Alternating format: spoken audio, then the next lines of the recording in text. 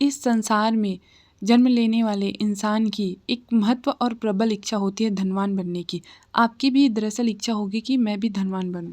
करोड़पति बनने के दो रास्ते हैं। पहला तो सोनी टीवी द्वारा प्रस्तुत कौन बनेगा करोड़पति कार्यक्रम में जाकर अमिताभ बच्चन के सामने बैठकर उनके द्वारा पूछे हुए प्रश्नों के सही उत्तर देकर, या फिर विश्व के धनवान लोग जिन सिद्धांतों और वैज्ञानिक रास्तों को अपनाकर करोड़पति बने उन रास्तों को आप समझें, उसका मनन करें और अपने जीवन में उनका यूज़ करें। आपका जन्म गरीब घर में हुआ, उसमें आपका कोई दोस्त नहीं है, मगर आपका मृत्यु गरीब घर में हो तो दोस्त अवश्य आपका ही है। आपकी धनवान बनने की इच्छा है, इसलिए आप इस वीडियो तक पहुंचे हैं, यानी कि आपकी धनवान बनने की शुरुआत तो हो चुकी है। धनवान बनने का आपका दृढ़ निश्चय ही आपको धनवान बना सकता है। यह निश्चय जितना दृढ़ होगा उतना ही आपका आगे का काम आसान होते जाएगा। आप जानते हैं कि धनवान कैसे बन सकते हैं। उसमें पहला है धनवान बनने का दृढ़ निश्चय कीजिए। यह निश्चय को अधिक दृढ़ कैसे बनाया जाए, यह सवाल आपके मन में उठेगा ही। उसके लिए 3 रास्ते हैं। उसमें से धनवान लोगों के जीने का तरीका देखते रहिए। इसे 2 तरह से देख सकते हैं आप। एक तरीका यह है कि आपके आसपास के धनवान लोगों का निरीक्षण कीजिए। धनवान लोग कितने अच्छे तरीके से ज़िंदगी जी रहे हैं, हाई प्रोफाइल जीने के तरीके पर कई मैगजीन और टीवी प्रोग्राम्स आते हैं, उन्हें हमेशा देखते रहिए। अगला है एक कोई कॉपी और कोई डायरी में आप कुछ पॉजिटिव वाक्य लिखिए, जैसे कि मुझे धनवान बनना ही है। यह शब्द बार बार अपने मन में रटते रहने से धनवान बनने का आपका जो एक निश्चय है, दृढ़ निश्चय है, वो बनता चला जाएगा। दूसरा है धनवान बनने के बारे में अपनी मान्यताएं को बदलिए। धन और धनवानों के बारे में अपनी मान्यताओं को बदलिए, जांचिए। क्या आप नेगेटिव तो नहीं सोचते हैं कि पैसा गलत तरीके से ही कमाया जा सकता है, उसी से ही धनवान बना जा सकता है? तो आपकी यह सोच आपको बदलनी होगी।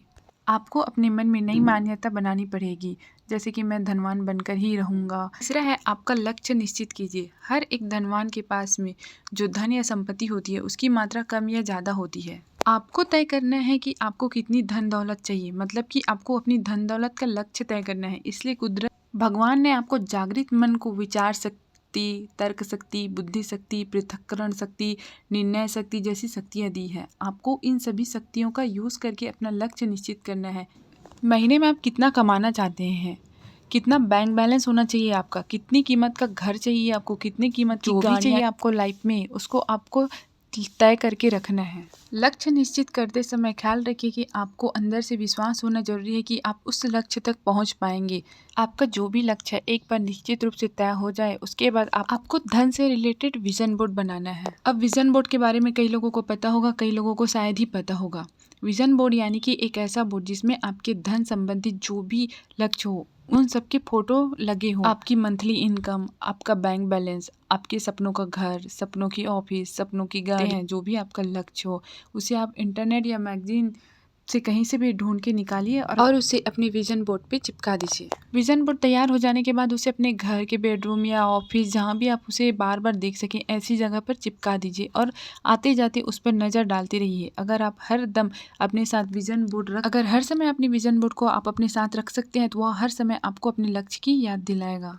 अगला है अपने लक्ष्य को नियमित रूप से विजुलाइज करें। एक बार धन दौलत के बारे में अपना लक्ष्य निश्चित कर लेने के बाद इसे आपको अपने सबकॉन्शियस माइंड तक पहुंचाना है, क्योंकि सपने देखने का काम तो हमारा कॉन्शियस माइंड करता है, लेकिन उसे हकीकत में हमारा सबकॉन्शियस माइंड बदलता है। सबकॉन्शियस माइंड स्वयं कोई लक्ष्य तय नहीं कर पाता है, वह तो कॉन्शियस माइंड किए गए फोटो के ऊपर ही काम कर सकता है। आपकी जो भी सपने हैं पैसों से रिलेटेड, उसको आपको अपने सबकॉन्शियस माइंड तक पहुंचाना है, क्योंकि सपने दिखने का काम तो हमारा कॉन्शियस माइंड करता है और हम उस सपनों को हकीकत में बदलने का काम हमारा सबकॉन्शियस माइंड करता है। सबकॉन्शियस माइंड तक अपनी बातों को आप तभी तक पहुंचा सकते हैं जब आप रिलैक्स मोड में रहेंगे, जब आप अल्फा स्टेट में रहेंगे। विजुलाइजेशन हमेशा प्रेजेंट में ही करना है, यानी कि धन दौलत आपके पास आ गई है और अब आप उसका यूज़ कर रहे हैं। ऐसे चित्र आपको अपने सबकॉन्शियस माइंड को देने हैं।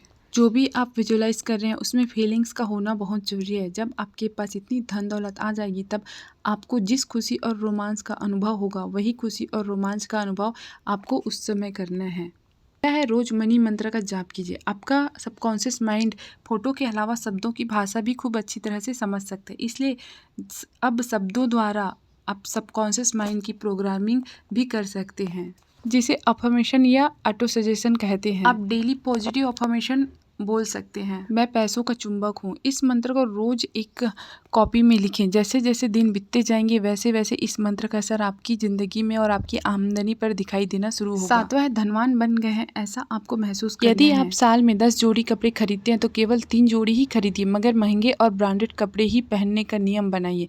आप छुट्टियों में साल में 2 बार घूमने जाते हो तो चाहे एक बार ही जाएं, मगर ट्रेन में फर्स्ट एसी से या हवाई जहाज़ में जाएं और जहां आप जाएं वहां की सबसे अच्छी होटल में ठहरना पसंद करें। आपको धनवान दोस्त बनाने हैं, उनके घर पर जाएं, उनकी गाड़ी में जाएं तो आपको धनवान बनने की इच्छा और प्रबल होती जाएगी। आपके सबकॉन्शियस माइंड की प्रोग्रामिंग इन धनवान बनने के भावों के जरिए आपको करनी है।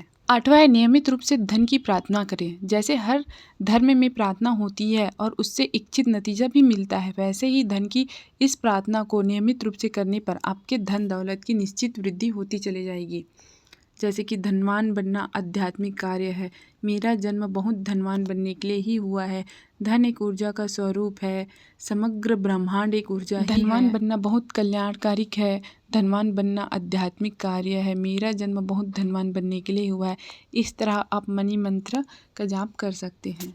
जैसे जैसे आप एक के बाद एक सीढ़ी चढ़ते जाओगे वैसे वैसे धनवान बनने की आपकी सबकॉन्शियस माइंड की प्रोग्रामिंग होती जाएगी। आप जानते ही हैं कि आपका सबकॉन्शियस माइंड अलादीन के जादुई चिराग की जीनी जैसा बहुत शक्तिशाली है। एक बार उस निश्चित रूप से पता चल जाए कि आपको क्या चाहिए, फिर उस चीज़ को पाने के लिए वह अपनी सारी शक्तियाँ काम पर लगा देगा।